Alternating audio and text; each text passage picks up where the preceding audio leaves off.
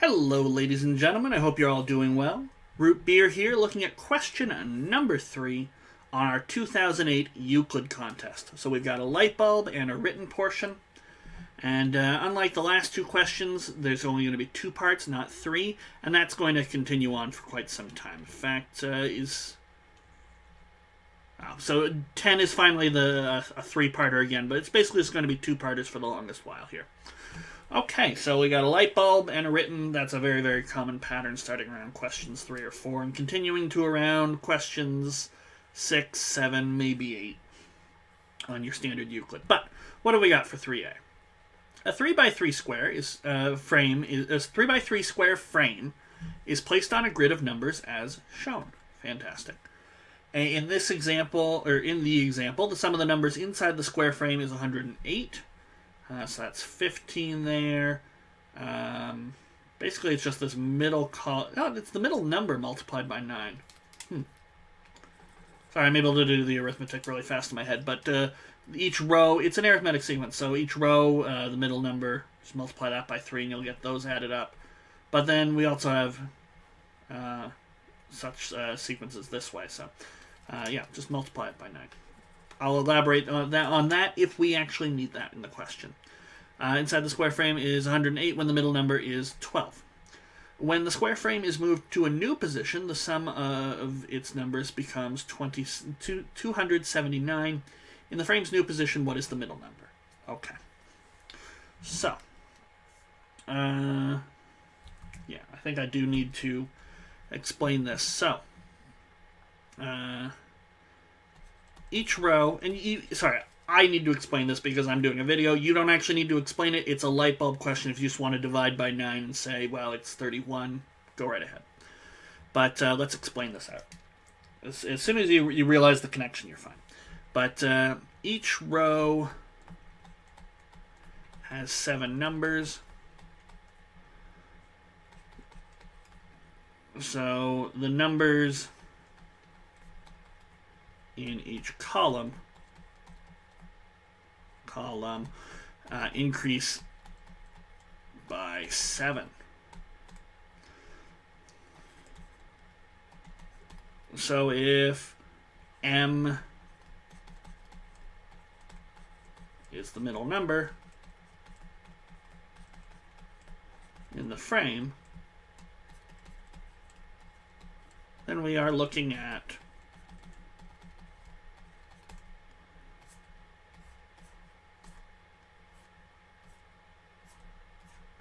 so it'll be M minus 1 comes before it, M plus 1 comes after it, M minus 7 up here, M minus 6, M minus 8, M plus 6, M plus 7, M plus 8. If you want to do the calculation, so the sum is M minus 8 plus M minus 7 plus M minus 6 plus M minus 1 plus M plus M plus 1 plus M plus 6 plus M plus 7 plus M plus 8. And now here comes the fun. Do I actually need to work out all these numbers? No. Minus 8 and 8 cancel out. Minus 7, 7. Minus 6, 6. Minus 1, 1. We just get 9M. So with 279, if that's 9M, then we just divide on both sides. 27 divided by 9 is 3. 9 divided by 9 is 1. So we get 31 is M. Do we actually have 31 written here? Yes, we do. So if you really wanted to, you could grab your calculator and add them up. 23 plus 24 all the way up to 39 is in fact going to be 279. Okay, but I'll leave that to you if you want to double check that on your own. I don't think that's going to be necessary. But if you're one of the sort of people who, it's your first time or you're very young and you don't think you're going to make it very far, being able to double check question 3 that it actually works out, that the math worked out, is, a great thing to do. If you're not going to go far, at least use the 2.5 hours to, maybe only go to question 4. If you're not going to go far, at least make sure what you do manage to do is correct. Because I'll tell you what, a 40, just getting the first 4 questions perfectly right your first time is phenomenal. Phenomenal. I think the first time I wrote a Euclid, I didn't get much over 30. Okay, and I think I got a 37. I can't guarantee it, but so being able to, it's often better to attempt few questions and get them very correct on your first few times with the Euclid than to try and spread yourself too thin, be attempting question 8, spending way too much time, getting lost in question 9 or even question 6, when you could be double-checking your arithmetic for questions 2 and 3 and making sure that your arguments and your proofs are sound and they look nice and neat and pretty. You don't get marks for penmanship, but it's if there's any ambiguity, an easier to follow paper will get marks because we understand what you're doing because you're explaining it nice and clearly and it's easy to follow and it's a joy to read.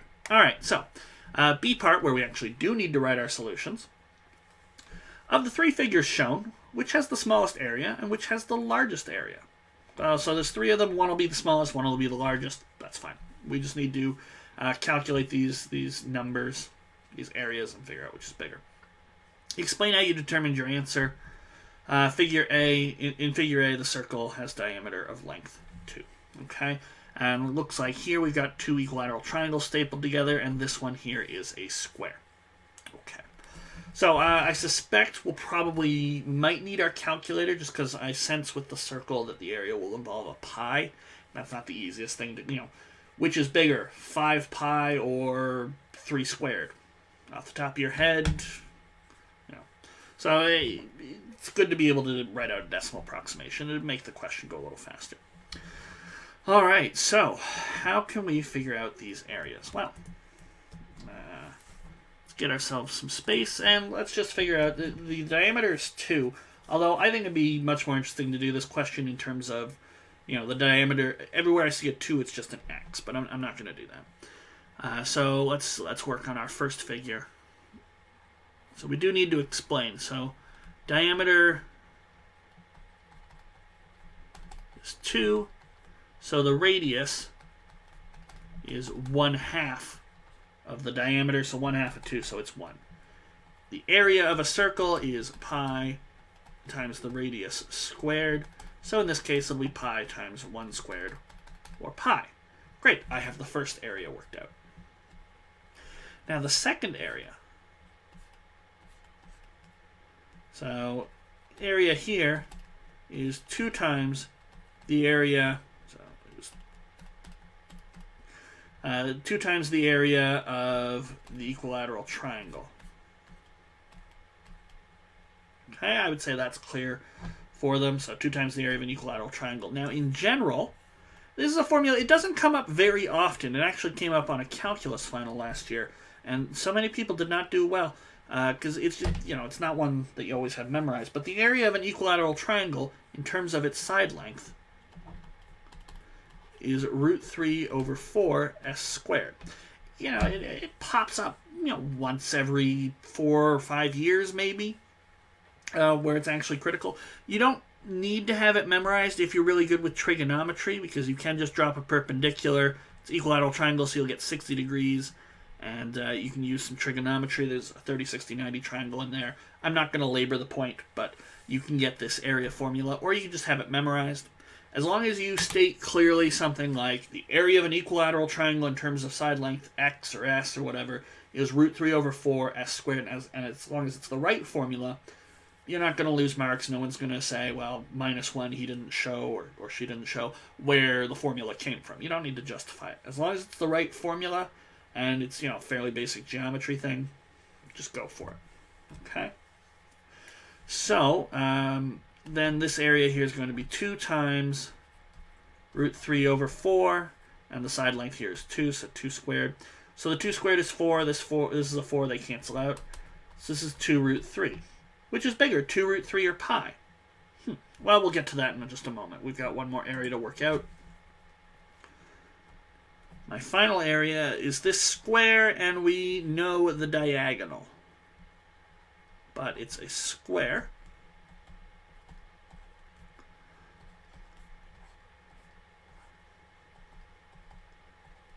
So we'll call the side length x, I guess. And here's where we write things by Pythagoras, or by the Pythagorean theorem. x squared plus x squared is 2 squared, which is 4. Now, if the side length here is x, I can find x if you want to. You can go 2x squared is 4, x squared is 2, so x is root 2. You don't need that last step because the area is what we're interested in, and the area, if the side length is x, for a square is just x squared. So the area here is 2. Great. All right, so we might say something like, is there enough room? Yeah, well, yeah, we can fit it on this page. So the areas are pi, 2 root 3, and 2. For the circle, the 2 triangles stapled together, and the square. I'll make the triangles a little more apparent.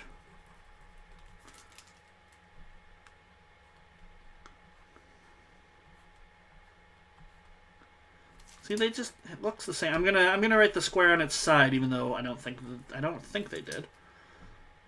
But I'll do the square. Okay. Now, if you know pi, you know pi is about 3.14, yada yada yada. Okay, so you know that that's going to beat 2. But where does 2 root 3 fit in all this? And you might be able to say, well, root 3 is greater than root 1, because 3 is greater than 1, and this is technically 2 times root 1. So you know the rhombus here is bigger than 2 as well. So you can pretty quickly determine that 2 is the smallest of these areas, but which is bigger? Well, root 3 is about 1.73. It keeps going as well. But just knowing this, it's enough to say, well, okay, then it's about 3.46, doesn't really matter. This is clearly bigger than pi.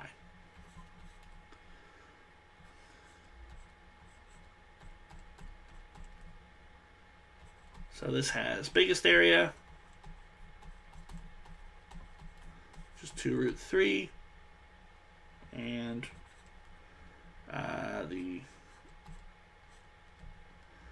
sort of square thing here with, we'll use their double dashes, has smallest area of 2. And the pi doesn't really enter into it.